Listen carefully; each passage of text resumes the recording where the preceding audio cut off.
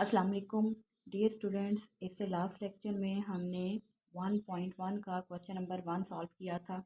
आज हम 1.1 का क्वेश्चन नंबर 2 सॉल्व करेंगे। Write in terms of iota. पहला पार्ट है आपके पास 2 plus square root minus 4। Last lecture में हमने पढ़ा था कि स्क्वायर रूट -1 किसकी वैल्यू होती है, आयोटा की। तो इसका सलूशन देखते हैं।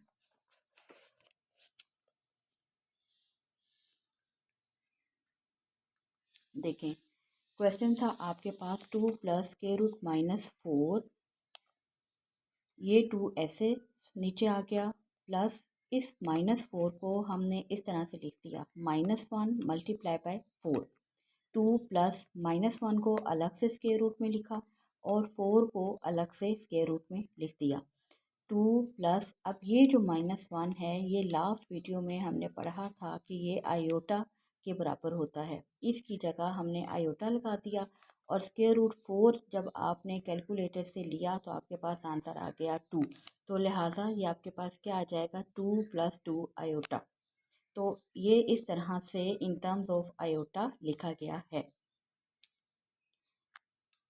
पार्ट 2 देखें।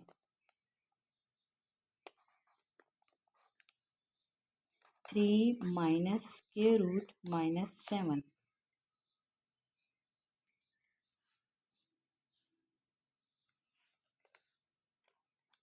3 माइनस, इसको भी बिल्कुल उसी तरह हम अलग कर लेते हैं, -1 मल्टीप्लाई बाय 7।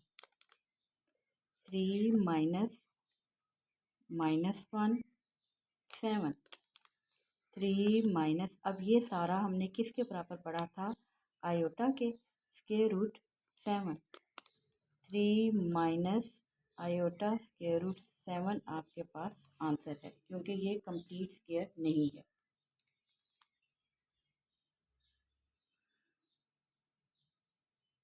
थर्ड पार्ट देखें। थर्ड पार्ट है आपके पास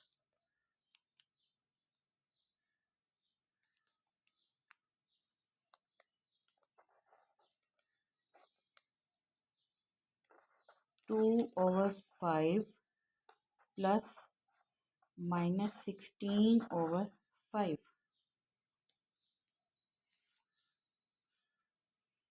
इसका सलूशन देखें। इक्वल टू 2/5 प्लस, अगेन यहाँ पर स्क्वायर रूट के अंदर माइनस आया हुआ है, लिहाजा इसे हम ऐसे लिख देंगे -1 मल्टीप्लाई बाय 16।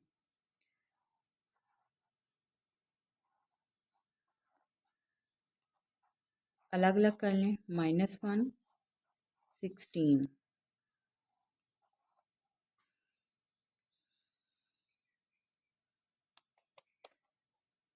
2/5 प्लस, इसकी जगह पर अब क्या लग जाएगा आपके पास, आयोटा। 16 का स्क्वायर रूट मौजूद है 4/5, लिहाजा इसे कैसे लिखा जा सकता है, इक्वल टू 2/5 प्लस आयोटा 4/5। इसका बेशक एलसीएम लेकर भी आप लिख सकते, ऐसे भी ठीक है, और अगर आपने एलसीएम लेना है तो वैसे भी लिखा जा सकता है, 2 प्लस आयोटा 4 और नीचे सिर्फ एक दफ़ा 5 आ जाएगा, और ये ऐसे भी ठीक है, हमने इसको आयोटा की टर्म में लिख दिया है। नेक्स्ट पार्ट देखते हैं।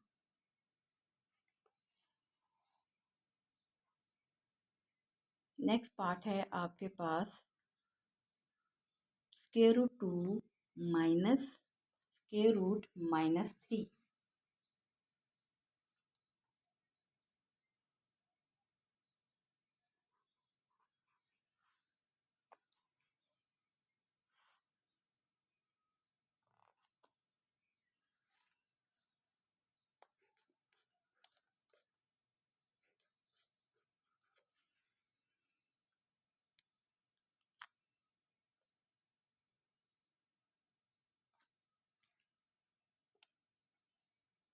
स्क्वायर रूट 2 माइनस, इसे अगेन इसी तरह से लिखते हैं, -1 3। स्क्वायर रूट 2 अलग अलग कर लें, -1 square root 3। Square root 2 minus इसकी जगह पर हम क्या लगा देंगे, आयोटा स्क्वायर रूट 3। तो ये आपके पास इन टर्म्स ऑफ आयोटा लिखा गया है। ये आपके पास 4 पार्ट्स का सॉल्यूशन है।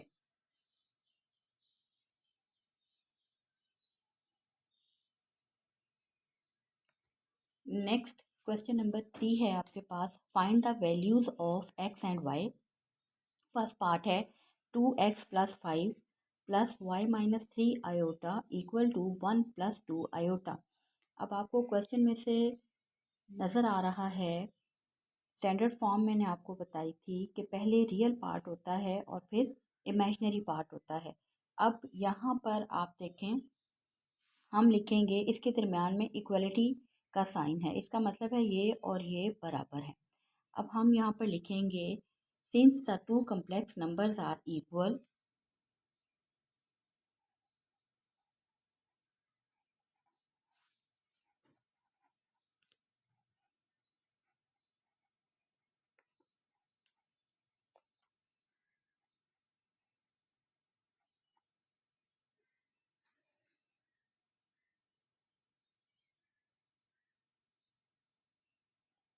so their real and imaginary past must be equal.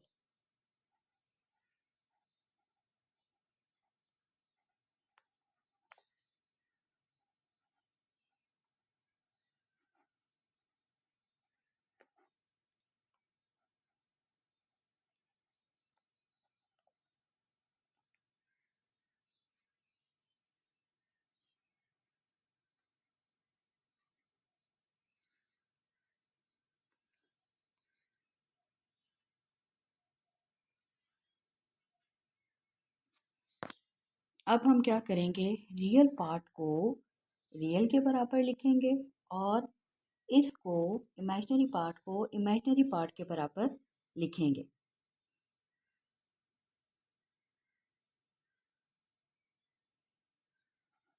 To x plus 5 equal to 1, ये यहाँ पर रियल पार्ट है और इधर ये रियल पार्ट है क्योंकि इसके साथ आयोटा नहीं है।